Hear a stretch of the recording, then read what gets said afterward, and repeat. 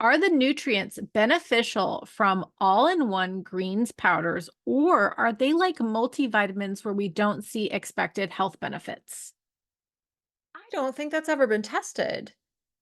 I'm not sure I've ever seen a study that looks at long-term benefits to cardiovascular disease incidence or mortality or cancer incidence or all-cause mortality as a general indicator of health and longevity.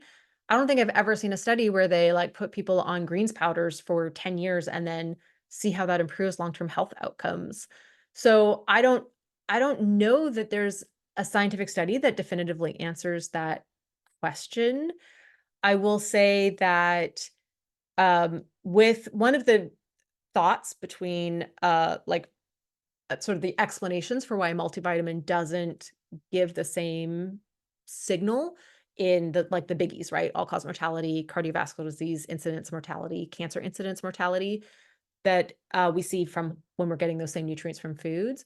One of the thoughts is that it's inefficiently digested and absorbed, and part of that could be the, like, taking a multivitamin on an empty stomach effect, right? If you take especially a tablet, which is harder for our bodies to break down, on an empty stomach, more of it will still be intact on the other side, and we won't absorb those nutrients. So there's some thought that, like, it's both the tablet formulations and the binders that are making it hard for us to access the nutrients in that multivitamin, but as well as the effect of taking it on an empty stomach. So if you're taking your greens powder beside a breakfast, you're going to absorb those nutrients better than if you take it on an empty stomach. But also, there's more nutrition in a greens powder than there is in a multivitamin supplement. So there's fiber, for example. There's other things that are going to stimulate some more digestive processes. So even if you consume it by itself, my expectation would be that there would be some higher levels of absorption compared to packing all of that into a tablet. So I'm not sure that I've seen science that's answered that question definitively.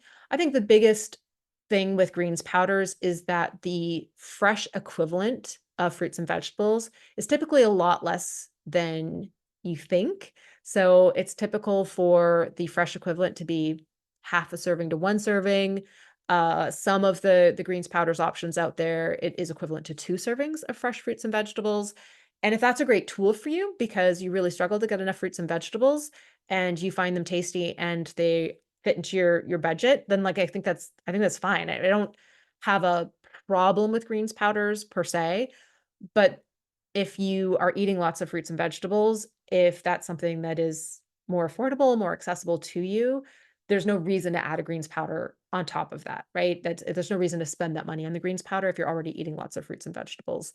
So that is, I think, the where, like, my brain is at with those types of supplements. They can be a great tool for some people. They're not necessary for a lot of people.